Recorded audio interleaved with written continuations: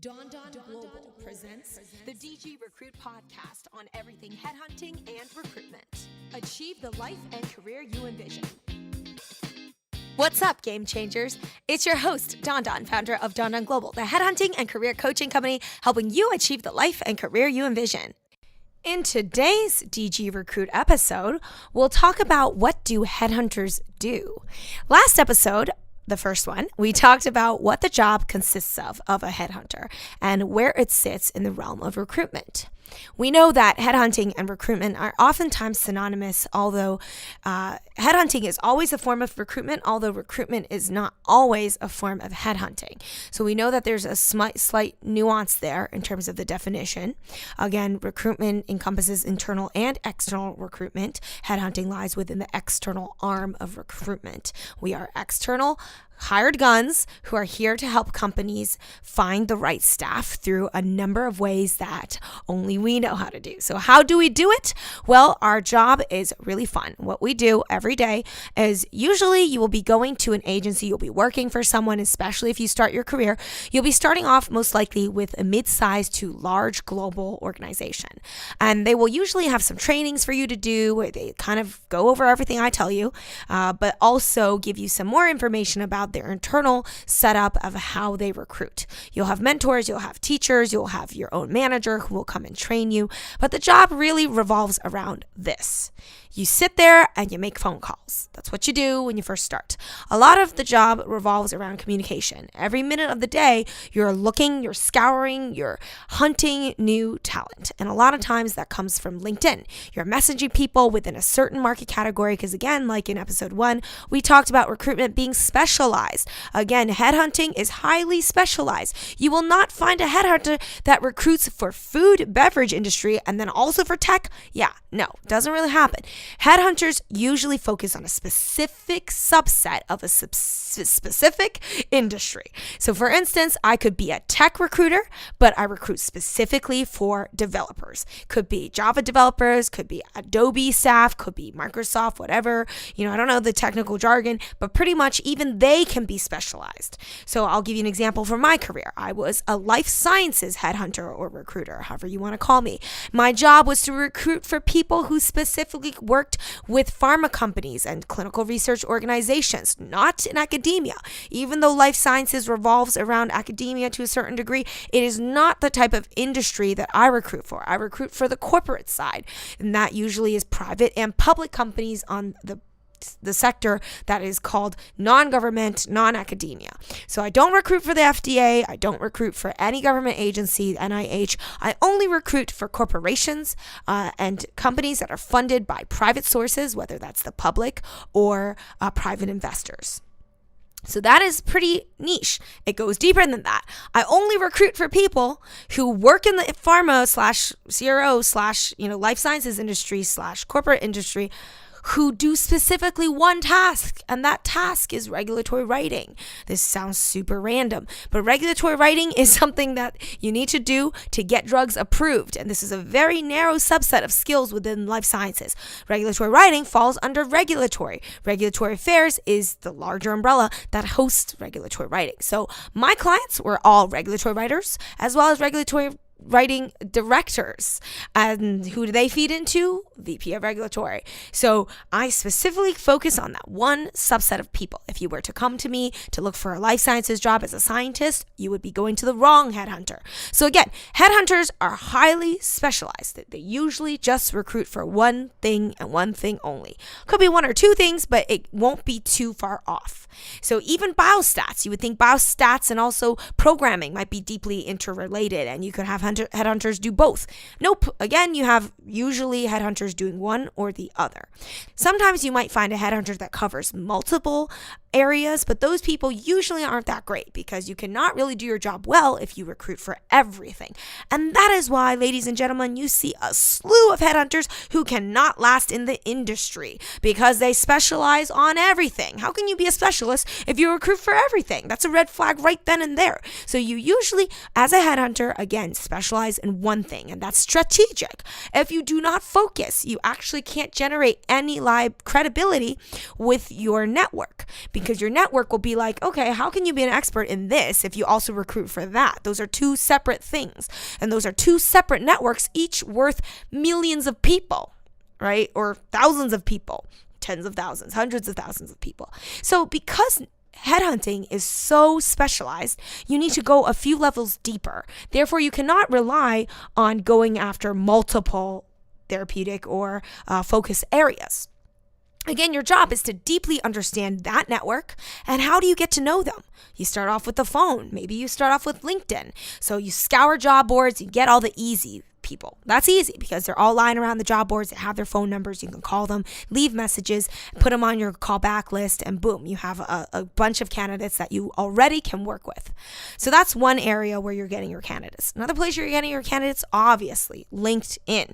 LinkedIn, you're doing what we're paid for, headhunting. So you send lots of messages and you call people at work, that's headhunting, and you straight up tell them, I want to poach you from your existing company. Obviously, you're not going to say it like that because that is too jarring and too honest. You're going to make small chat. You're going to chit chat, talk about their lives, make relationships, build rapport, get to be their friend. And then basically you tell them, look, I'm here for you. I'm open for business. You want a new job? You come to me. I'm your guy. I'm your gal. That's kind of how it works. It's all about relationships. Headhunting is just, hey, I'm a conduit for you to get to one side to the other. I am a middle person between the client and the candidate. That's who I am.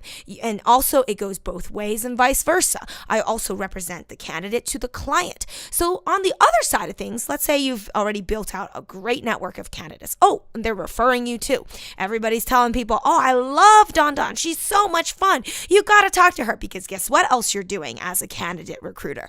You're setting up parties. You're setting up networking events. You're adding value to their careers. You're giving them career advice. You're helping them with their resume.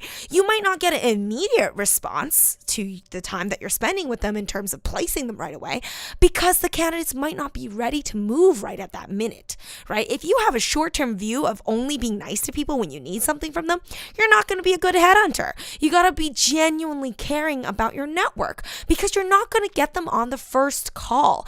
I had candidates that I built relationships up for years. I had one guy, I have many guys, but one candidate in particular stuck out to me. I called him on the first month of my job, and I established rapport. He liked me just fine. We got lunch, and he said, look, Don, I'm not going to be looking to make a move for a while. I said, that's cool, dude. You do you. I'm here for you. And that moment when you need to look, I'll be there for you. Please call me. And obviously, I wasn't going to wait for him to call me. I'm going to hit him up every couple months, just stay on his radar. And guess what? Lo and behold, when it was time to leave, guess who got him placed? It's your neighborhood friendly recruiter. So that's who you really want to be. You want to be a presence in your candidates' minds. You want to be their go-to gal or guy for their career issues, whatever they may be. Could be, hey, I'm struggling at work. Any advice there? You need to be able to help these people out, not only when you make money off of them, but certainly during the time leading up to it, and certainly following up after they've been placed and after you've made your money. That's how you stay alive in this business. Headhunting is about long-term relationship building. That is our job on both sides. All right, so we're done talking about candidate side. Let's talk a little bit about client side. What do we do there? What is a headhunter's role there? Well, we are supposed to help clients make decisions on who to hire. A lot of times we're going to be very aggressive with obviously pushing our own product. So we're going to tell them, this is why I think Joanne's the best, or Mary's the best, or Joe's the best, or John's the best. We're going to help them rank people. We're going to help them determine their budget. We're going to help them figure out how we're going to bring people in. Are they going to be a good fit? We advise them as well. So headhunting requires someone who's highly commercially minded. We need to be able to stand in the shoes of our client and judge how we should help their team grow. So we need to understand personalities. There needs to be some inkling of psychology there. We need to understand what types of personalities do well together, organizational behavior. You don't need a degree in this stuff. I read a lot of books about them, and that's enough, because you can judge how people get along with each other. This is something that you can curate. You can figure out maybe two alpha females or alpha males in one department right next to each other. That might not be a good thing if they're not friendly to each other, right? You want to be able to help clients make the right decision that's going to help their business grow and have harmony as they grow. So on the client side, we're recommending how to make offers. We're telling them, Joe Schmo won't leave unless you're able to offer them X, Y, and Z. So what we do there is we got to find out the information that they need to make their decisions on. We can't wait for the client to come up with a random offer. We need to tell them how to do it. We have to tell them this is what our candidate is leaving behind. If you want to make this work, they have this amount of RSUs that they're leaving behind, restricted stock units. They have this amount of stock options that they're leaving behind. Therefore, we need to get a sign on. They have 30 vacation days that we need to make up for. These are all things that your client needs to know to make a good offer. And you can't let these clients go off on their own. Don't let them go off on their own. You got to control them. You got to get ahead of them and tell them this is not okay. I'm telling you right now that this is what my client needs, my candidate needs. Don't try to give us anything less than that, because the answer is going to be a no. You have to be able to strong arm and guide your client to an optimal situation. And you know that they need to hire, otherwise they wouldn't come to you. So they need you to make the deal work. They can't make the deal work if they don't know what they're working with. It's your job as a headhunter to find out the nitty-gritty details of what they need to do to make the hires happen. And when we take the job orders, when we talk to the candidate, when we talk to the client to get all the details of the role, we have to then articulate all of this very well to the candidate side. So it's a constant back and forth between both client work and candidate work, tied in together with lots of fun, because we're going to industry events, we're leading parties, we're setting up networking events, we're doing all this fun stuff. We're talking on maybe shows and maybe going to different industry events to share our knowledge. I used to go to conferences and talk about career advancement all the time, because obviously I saw it every day and I had a lot to say on the matter. So I would go to yearly conferences where I would be the speaker and I would talk about career advancement strategies. That made me look good, made my firm look good. And guess what? Candidates came to me. I was a well-recognized figure within our space. Another part of our job is wining and dining on both ends. This is fun. Company pays you to go out and eat. How cool is that? I spent a whole day driving around random parts of New York and Boston and Pennsylvania, and I even get to go travel to different states to meet key clients and key candidates to make deals happen, because guess what? When we make a deal happen, that's a few tens of thousands of dollars, so it pays for the trip. My company reimburses me for all of my gas, reimburses me for all of the food monies I spent, and I get to eat on the company dollar. Whoop, whoop. It's awesome. I get to pig out and eat whatever I want, and I just claim it, and the company pays for it. And then also, I make commission when the deal goes through.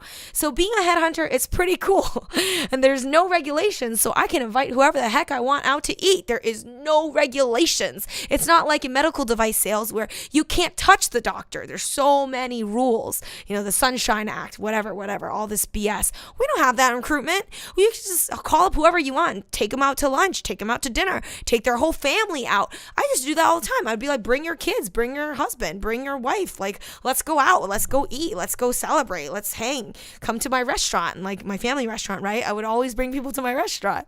We just have a lot of fun. So that's recruitment. Recruitment, if you do it right, like if you enjoy all those aspects and activity as I talked about, then you can make a lot of money, which we'll talk about next in our DGR episodes. I hope DG Recruit is helping you understand the realities, challenges, and opportunities when it comes to headhunting and recruitment. Whether you're already a top biller or an aspiring headhunter, I'd love to get to know you. Sign up at donnaglobal.com to stay in touch on all aspects of career coaching and headhunting. Connect with me on LinkedIn. I'll see you there. Thanks for tuning in to DG Recruit. This has been a production of Donna Global.